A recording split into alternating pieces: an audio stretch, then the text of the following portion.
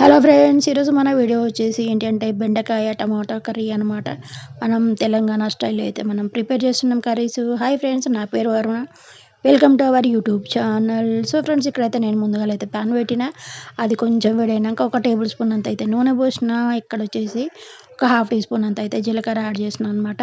So అది కొంచెం వేగినాక ఒక ఉల్లిగడ్డ అయితే చిన్న ఉల్లిగడ్డ కట్ చేసి సన్నగా వేసిన అనమాట. సో మీరు ఆవాలు వేసుకుంటే అది కూడా వేసుకోవచ్చు, నో ప్రాబ్లం, మంచిగానే ఉంటుంది.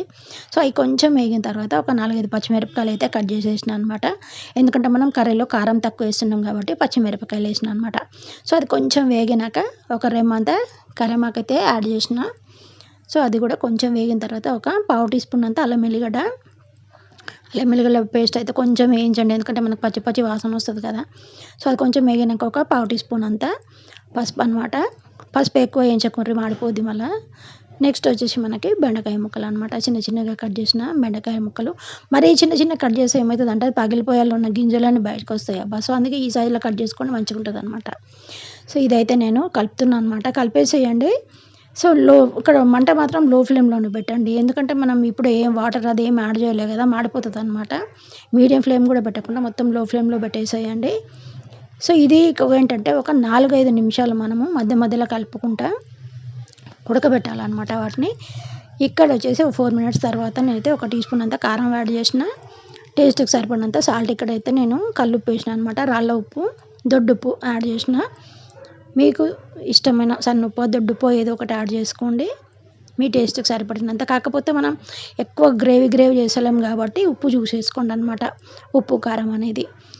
సో ఇలా చేసిన తర్వాత మనం ఏంటంటే మన కారం కొంచెం వేగాలి కదా. సో అలా 2-3 నిమిషాలు అయితే వేగిన తర్వాత ఒక 2 టమాటాలు అనమాట, చిన్నగా సన్నగా కట్ చేసిన టమాటాలు తొందరగా ఉడికిపోతాయి అనమాట. మనకి గ్రేవీ కూడా మంచిగా వస్తుంది మనకి కూరలో. సో అందుకని చిన్నగా కట్ చేసేయండి టమాటాలు అయితే.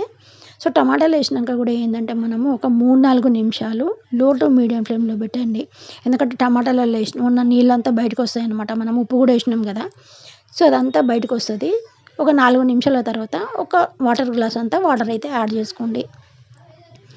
ఇప్పుడు కూడా స్టవ్ మాత్రం లో టు మీడియం ఫ్లేమ్లోనే పెట్టండి. మరి హై ఫ్లేమ్లో పెట్టినామంటే మనం మాడిపోతుంది కూర, ఎందుకంటే మనం నీళ్ళు ఎక్కువ వేసలేం కాబట్టి.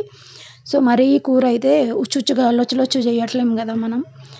సో కొంచెం గట్టిగానే అవుతుంది అనమాట కూర మనకి. సో రైస్లో తిన్నా మనకి చపాతీలో తిన్నా మస్తు ఉంటుంది. మీరు చూడండి, ఒక్క బెండకాయ కూడా విరిగిపోకుండా పగిలిపోకుండా గింజలు ఏం బయటికి రాకుండా ఉంది. సో అలా మనం ఒక 5 మినిట్స్ ఉడకబెట్టినామంటే టమాటాలు నీళ్లు పోసిన తర్వాత ఉడికిపోతాయి అనమాట. సో చివరిగా కొత్తిమీర వేసుకోండి. మన బెండకాయ టమాటా కర్రీ అయితే మన తెలంగాణ విలేజ్ స్టైల్లో అయితే రెడీ అయిపోయిందనమాట. అన్నంలో తిన్నా కానీ, రొట్టెలలో తిన్నా కానీ, జొన్న రొట్టెల్లో తిన్నా కానీ సూపర్ అంటే సూపర్గా మస్తు ఉంటుంది అనమాట. ఒకసారి ట్రై చేయండి.